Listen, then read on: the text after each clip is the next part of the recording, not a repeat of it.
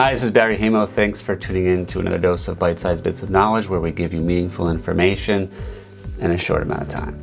Today, we're jumping into the first of 5 types of business entities called the sole proprietorship. Sole proprietorships are really the simplest form of doing a business.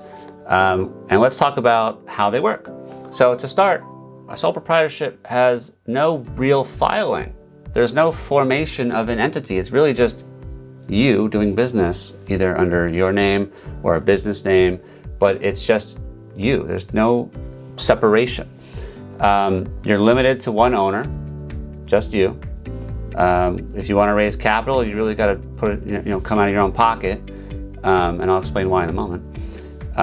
If you pass away, your business dies. Your business dies with you.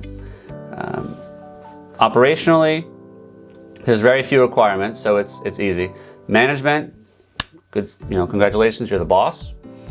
You're in full control of the operations of the business.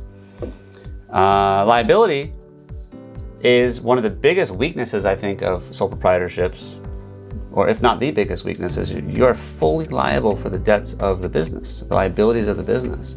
So if that business gets into trouble, has a contract, has a lease, has anything, slip and fall, the business and you are now one. So both of the business and you are on the hook, and that's a problem. That's something I think should be avoided at all times. Taxation, you're taxed only once. It flows through to your personal 1040, Schedule C, and so it's arguably good taxation, but actually it's not as good as others. In terms of transferring your interests,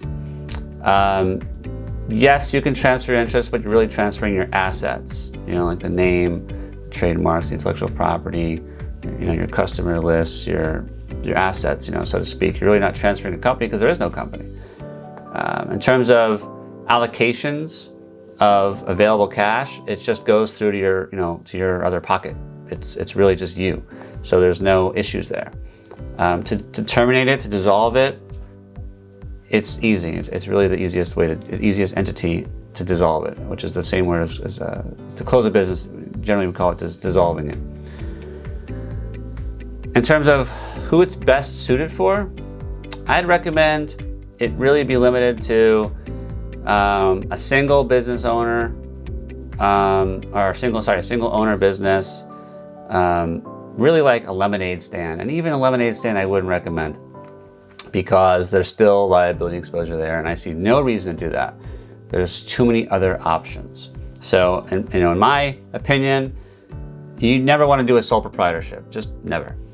In the next video, we're going to talk about general partners or general partnerships, which is very similar in many respects to the sole proprietorship. So, check out the free Florida corporate formation checklist. The link is in the description. And thank you for stopping by, and stay tuned for more.